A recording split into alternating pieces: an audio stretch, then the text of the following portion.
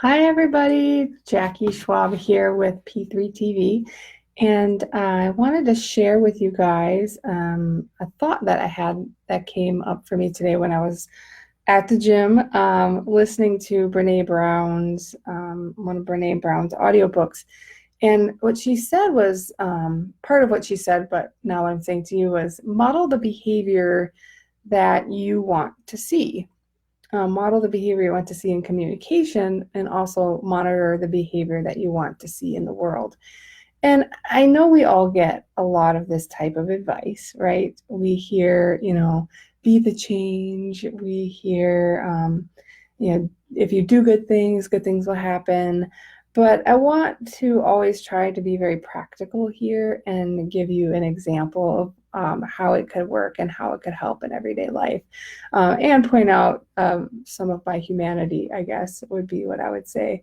So, I tend to be a pretty calm person, but I'm sure as many of you also have a certain point that you get to where your patience might go out the window. And I find every once in a while I turn into a screaming psycho banshee mom. I don't know if any of you ever might do that, but and so I'll get angry and I'll yell, right? I'll yell something ridiculous. And as soon as I yell, I feel different, right? I feel more angry somehow, thinking that yelling would make me less angry.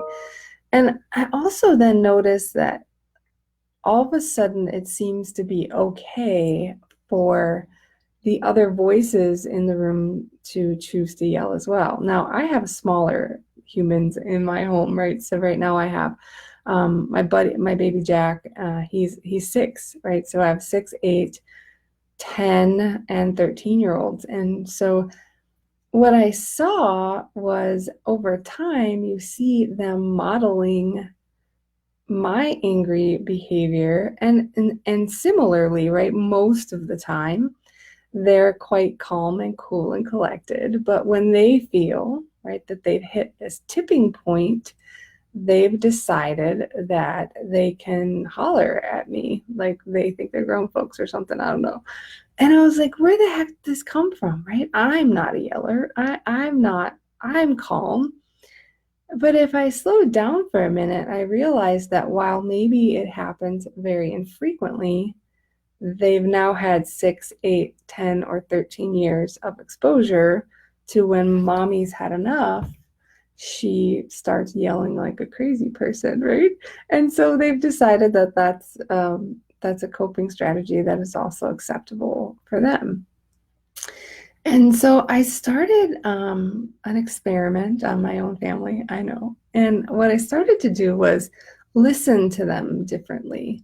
And it's very hard for me because I am a chatty gal. I love to hear my own voice clearly, right? I'm here.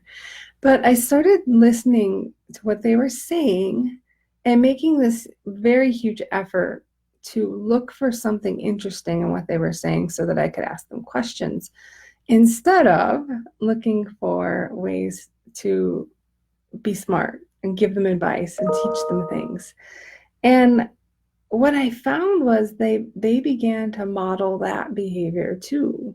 They became genuinely interested in what I was saying and generally interested in what others were saying and what their friends were saying. And it was pretty powerful to me, that your kids do what you do, not what you say, right? Thankfully, in some cases, I suppose. Other, but you kind of wish they would just do what you said. So, what I really wanted you to take away with today is the same thing applies to how you treat yourself.